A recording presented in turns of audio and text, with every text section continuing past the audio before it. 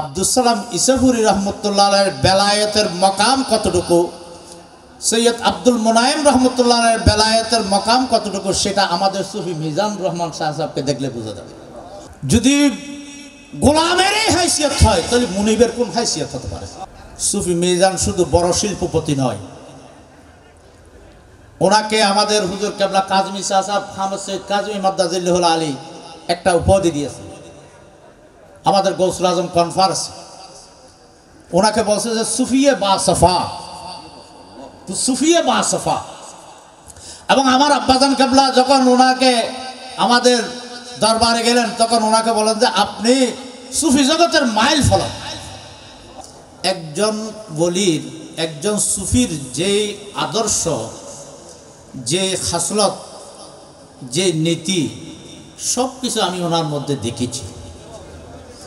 উনি একজন অলি ছিলেন, এটা শেষ নয়, উনি একজন বড় তসৌফের একজন শেখও ছিলেন। কারণ উনি যার আওলাদ আল্লামা আব্দুস সালাম ইসাফুরি রহমতুল্লাহ আলাইহি, যিনি একজন বাহারুল উলুম ছিলেন এবং বেলায়েতের মধ্যে অনেক উঁচু মাকামের বেলায়েতের অধিকারী ছিলেন। গৌসুল আজম মজবন্দারির ফয়েজ এমনভাবে নিয়েছেন, উনি জাহিরি এবং বাতিনি দোনোটার বাদশা বনে গিয়েছিলেন। এই ওনার ভেটটা আমি সৈয়দ আব্দুল মুনাইম ইসাফুরি রহমতুল্লাহ আলাইহির মাধ্যমে দেখেছি। এবং আমাদের সুইসাব কেবলা আলহাজ শাহ সুফি মিজানুর রহমান মাদ্দাজিল্লাহুল আলী ওনাকে যেভাবে সেবা শুশ্রূ করেছেন, তখন আমি ওই দিন চিন্তা করলাম যে সুফি সাহেবের মতো একজন মানুষ ওনাকে এইভাবে সেবা শুশ্রূ করতেছে। ওনার তো পীর মুর্শিদ না, ওনার পীর মুর্শিদ তো আব্দুস সালাম ইসাফুরি, কিন্তু ওনাকে ওনার পীর মুর্শিদের মতো ওনাকে তাজিম এবং সেবা শুশ্রূ করতেছে। তখন আমি এই কয়েকদিন ওনাকে রিচার্জ করতে লাগলাম, দেখলাম প্রকৃত যিনি আল্লাহর অলি, যারা আল্লাহর নেয়ামত প্রাপ্ত বান্দা, তাদের মধ্যে এমন কিছু জৌহর থাকে, এটা সব মানুষও ধরতে পারে না, যাদেরকে আল্লাহ দয়া করে তারাই ধরতে পারে। আমাদের সুফি মিজান সাহেব উনি একজন বড় ব্যবসায়ী নয়, উনিও তাসাউফের মধ্যে বড় একজন মকামের একজন ওলি ছিল, জিন্দা ওলি, যার কারণে উনি ওনাকে বুঝতে পেরে ওনার সংস্পর্শে এভাবে ওনাকে ওনার খেদমত এবং ওনার সেবা শুশ্রূষা করতেছে। আল্লাহর ওলিদের কাছে মানুষ আছে কি জন্য? নিজের আত্মাকে পরিশুদ্ধ করার জন্য, নিজের ঈমানকে মজবুত করার জন্য এবং আখিরাতের নাজাতের উসিলার জন্য আল্লাহর ওলিদের কদমে আসে।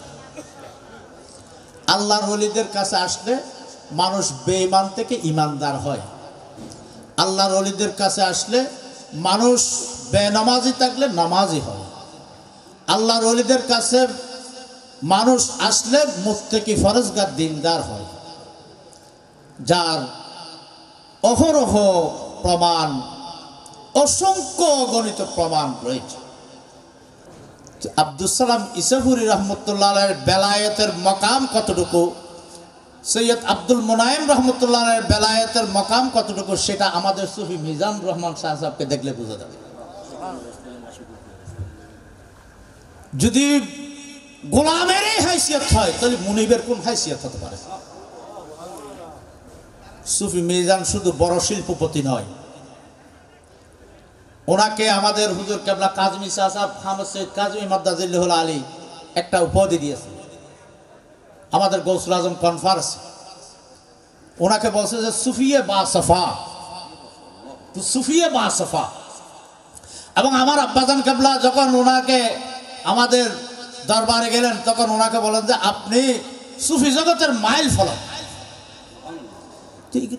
এগুলো কোনো ছোটখাটো কথাবার্তা না, আর এগুলো যে সেই মানুষ বলে নাই, যারা বেলায়েতের মকামে রয়েছে তারাই বলেছে সুফি মিজান সাহেবকে। তো সুফি মিজানকে দেখলে আব্দুস সালাম ইসাফুরি রহমতুল্লাহ আলাইহি এবং আব্দুল মুনাইম রহমতুল্লাহ আলাইহির বেলায়েতের মকাম বোঝা যায়। আর আব্দুল সালাম ইসেফুরি রহমতুল্লাহ তো গৌসুল আজম হজরত কেবলা আলমের ফয়েজের ভান্ডার, বাবা ভান্ডারি কেবলা কাবার ফয়েজের ভান্ডার। যাই হোক, এই দরবার এটা আল্লাহর ওলির দরবার, আল্লাহ এবং রসুলের প্রেমের দরবার। এই দরবার এলম এবং বেলায়েতের দরবার।